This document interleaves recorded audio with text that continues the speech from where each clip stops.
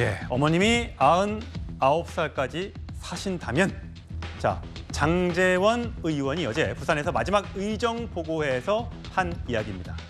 굉장히 많은 호응이 있었는데 그 모습부터 보고 오시겠습니다.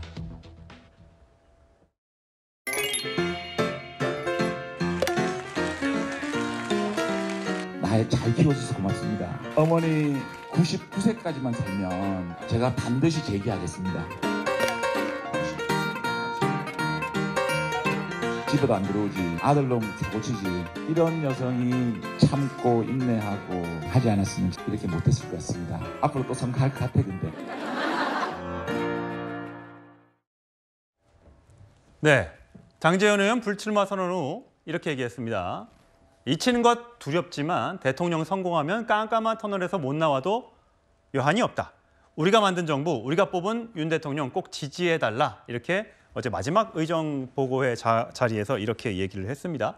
자, 윤 대표님 보시기에는 장제원 의원이 어쨌든 불출마 선언을 하면서 본인은 조금 이제 그동안 씌워졌던 윤핵관 이미지에서 조금 벗어날 수 있을 것 같다고 하는데, 그 안에 보면 어머니를 향해서 99세까지만 사시면 반드시 재기할 것, 이렇게 얘기했습니다. 어머니가 지금 80대 중반이시라고 하니까 15년 안에는 반드시 내가 재기하겠다. 15년 한참 남은 얘기긴 합니다만 그 안에 재기하겠다는 얘기죠. 또 부인을 향해서는 앞으로 계속 선거는 나가겠다. 그러니까 불출마라든지 정계 은퇴 선언은 절대 아니니까 조금만 기다려라, 이렇게 얘기한 것 같아요. 자, 이 발언에 대해서는 어떻게 해석할 수 있을까요? 윤핵관 장제원은 여기서 이제 멈추나, 정치인 장제원은 절대 죽지 않는다. 새로 태어나겠다. 예, 언젠간 다시 새로 태어날 것이고, 그때는 누구의 핵관, 누구의 참모가 아니라 독립된 홀로 서는 대중 정치인 장제원으로 다시 돌아오겠다는 선언으로 보이는데요. 장제원 의원도 이번 기회를 통해서 본인에게 씌워졌던 매우 네거티브한, 불리한 프레임을 일거에 던져버렸습니다. 엄청난 승부수를 던진 것이고요. 또 다음에 있을 이제 지방선거, 많은 이제 말들이 나오죠. 그 당시에는 사실은 윤석열 대통령의 측근, 윤심으로 치를 수 있는 선거가 아닙니다. 그때는 윤심이 오히려 안 좋은 멍해가 될 수도 있겠죠. 권력이라는 것이 그렇게 늘 사이클이 있으니까요. 그때 장제원 의원은 아마 그때를 염두에 두고 지금 미리 포석을 깔아놨다, 이렇게 볼 수 있을 것 같습니다. 예, 저렇게 눈물 뒤에 큰 절을 하면서 윤 대통령 성공하게 해달라라고 얘기를 했습니다. 장 의원이 과거에도 불출마한 적이 있잖아요, 부산 사상에서. 그래서 안 나와가지고 그때 그 지역에서 문재인 전 대통령이 당선이 됐었잖아요. 뭐 모르겠습니다. 이번에는 불출마 선언에서 이제 누군가가 나올지 모르지만 사상도 쉽지 않은 지역이라고 얘기는 들었습니다.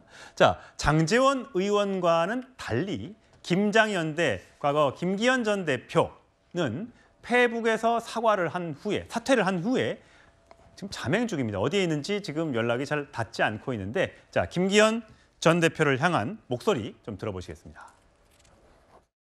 메가 소울인인 거 제가 메가 삽질이라 그러지만은 그러니까 이게 억지로 버티니까 저런 일이 발생하는 겁니다. 안녕 얘들아. 뭐 당 지도부에게 하시는 말씀입니까? 네, 별로 할 말이 없습니다. 그냥. 예. 네. 저거에 대해서 이제 더 이상 할 말이 없다. 고생이 참 많다. 지지율이나 올려라. 김기현 대표가 안 좋은 모양새로 만약에 이렇게 계속 몰려가게 되면은 그게 결코 당에 좋은 일이 아닐 겁니다. 김기현 대표에 대한 예우는 최대한으로 갖춰야 된다. 김기현 전 대표가 사퇴하기 전에 이준석 전 대표를 만났다는 얘기가 이제 공개가 되면서 그 직후에 김기현 대표가 SNS에 사퇴문을 올렸지 않습니까? 왜 만났을까 여러 가지 억측이 나오는데, 또 이준석 전 대표가 왜 김기현 대표를 이렇게 뭐라고 하면 안 된다, 오히려 이제 감싸는 모습을 하면서 이거 혹시 신당에 김기현 대표가 가려는 것 아니냐라는 억측까지 나오면서 또 그거 아니다라는 또 해명이 나오고요. 굉장히 소문의 소리가 꼬리를 이었습니다. 혹시 들으신 거 있으세요? 저는 근데 이번 총선에서요, 가장 승리자는 장제원으로 봐요. 그다음에 이 가장 패배자는 김기현 대표다, 이렇게 봅니다. 세 가지가 문제예요. 첫째는 왜 대표가 선봉장에 안 쓰고 장제원 의원 뒤에 숨습니까? 먼저 결단했어야죠. 대표가 선봉장을 놓친 거죠. 이게 첫째 패착이에요. 그다음에 두 번째, 가장 중요한 게 이준석 대표를 왜 만납니까? 약속이 돼 있었더라도 아마 제 의도는요, 대표직을 계속 유지하면 이준석 대표 만나서 설득해서 어떻게든 이게 붙잡으려고, 신당을 포기하게 만들겠다? 예, 뭐 공동선대위원장이든 비례든 대구공천이든 이런 의도였을 거라고 보이는데, 근데 상황이 변했잖아요. 그러면 이 약속을 깼어야죠.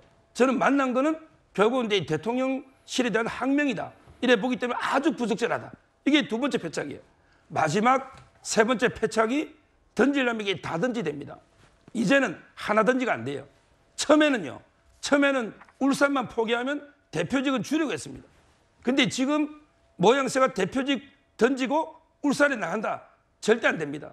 여기 컷오프, 아까 제가 김웅 의원도 개인 의견 컷오프 했지만 김기현 대표가 만약에 울산에 또 신청하면요. 진짜 컷오프 1호 됩니다. 제가 김기현 대표님께 강하게 말씀드리는 거는 지금이라도 이게 두 손 다 던져버리래. 두 손 다. 대표직도 울산도. 그러면 이게 마지막 기회가 있습니다. 뭐 차기 총리도 있을 수 있고 차기에 또 재기 기회가 있습니다. 저는 지금 김기현 대표가 끝까지 울산을 고집하면 진짜 컷오프 되면서 정치 생명도 끝날 수 있다. 이렇게 봅니다. 예, 홍준표 대구시장 주로 김기현 전 대표를 향해서 굉장히 쓴소리를 많이 해왔던 사람인데 또 SNS에 오늘 글을 이렇게 올렸습니다. 당 대표가 대통령의 눈치나 보며 거취를 결정한다는 게 참 서글프다. 50 시대도 아닌데.